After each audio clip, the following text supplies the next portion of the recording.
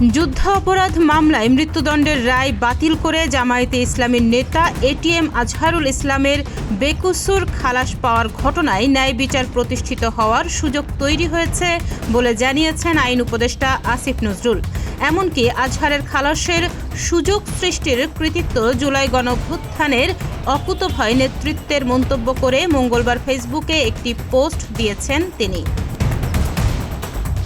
Facebook পোস্টে আসিফ নজরুল লিখেছেন, নির্দোষ প্রমাণ হওয়ায় মুক্তিযুদ্ধকালের মানবতা বিরোধী অপরাধের মামলায় মৃত্যুদণ্ডাদেশ থেকে খালাস পেয়েছেন জামায়াতে ইসলামীর নেতা এটিএম আজহারুল ইসলাম।